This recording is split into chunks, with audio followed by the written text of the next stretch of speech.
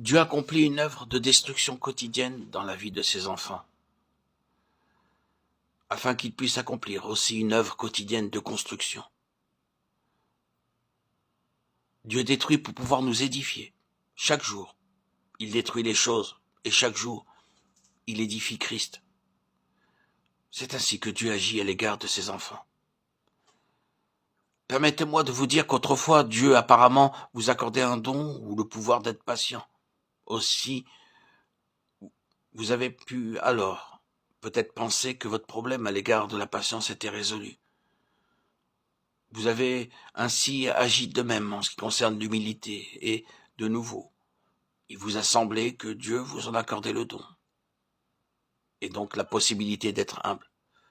C'est pourquoi vous en êtes arrivé à conclure que votre problème concernant l'humilité était aussi réglé.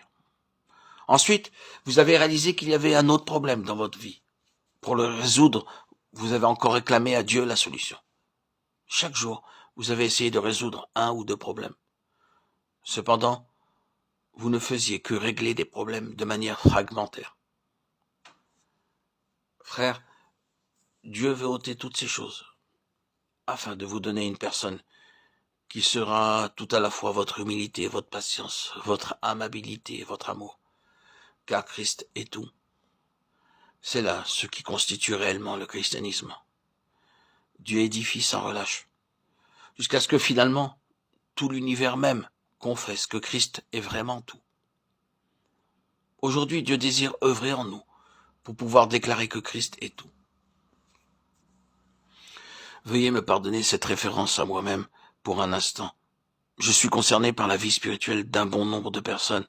Souvent, je remarque que certains ont besoin d'aide et je les exhorte en disant « Frère, l'amour te fait défaut. La prochaine fois, tu dois manifester de l'amour à l'égard de ton frère. » Ainsi donc, je l'encourage à aimer.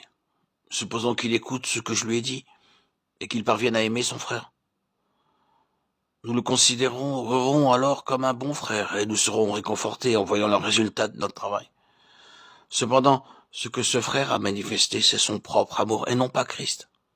Pour lui, l'amour n'est pas une personne, mais uniquement une chose, une des multiples facettes du comportement des hommes. C'est ce que j'appelle le savoir-vivre chrétien, car il met en valeur certains aspects de la bonne conduite des hommes. Mais en fait, c'est l'homme qui œuvre, qui interroge, qui pense, qui prie, qui croit, qui reçoit, qui espère et parvient à résoudre cette question de l'amour. C'est pourquoi je dis que l'amour, dans sa vie, n'est qu'une chose, une façon de se conduire. Il en est tout autrement lorsque l'amour est Christ. L'amour, c'est Christ, et non pas moi. C'est Christ, et non pas moi qui aime. L'amour procède alors de la loi de la vie, et non pas d'une manière de se conduire délibérée. C'est un christianisme tellement différent. Je me demande si vous avez bien saisi cela. Que ressentez-vous quand, après avoir aidé un frère à marcher avec le Seigneur, vous apprenez plus tard qu'il est toujours occupé par les choses du christianisme?